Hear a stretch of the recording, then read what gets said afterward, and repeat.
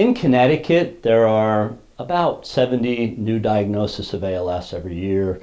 Typically about 250 people living with ALS in Connecticut in a given 12-month period. Unfortunately, as many as 70 to 100 die every single year.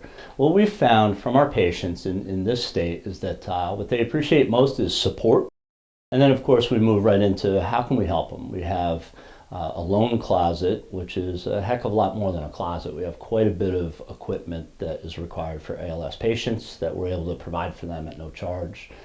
We also arrange for rides. Everybody who gets ALS ends up in a wheelchair, and most families don't have the capability to have a van and get around to places. Those are a bulk of the things that we do from a care perspective, but we're also a research organization. And we're really beginning to see how companies like CarterCares can help us and can help influence the behaviors of other companies in Connecticut.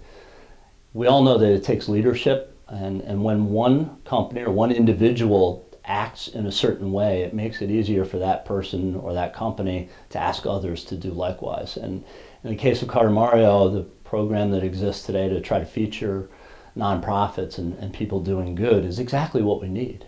The Ice Bucket Challenge changed everything for the ALS community, and that's patients, it's caregivers, it's the companies that were involved, all stakeholders. In particular, it changed research. For the ALS Association, $115 million went to our national office, and a bulk of that has gone into research. This is a disease that affects veterans, military veterans, twice as often as it affects the general public. But inexplicably, it also affects very young people. And we have a person who volunteered here because her mom had ALS and her grandmother before her had ALS. She volunteered here and became a friend of the chapter and went on about her life for a few years, and then came to us last year and had a good news, bad news story. The good news was that she and her husband were expecting their first child.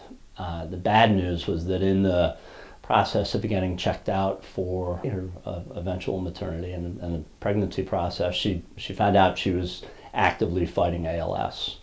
And we saw this young woman and just amazing strength of her and her family. Her health declined significantly as she went through her pregnancy, to the point where she was in a hospital bed, unable to move from this disease in the final trimester of her pregnancy.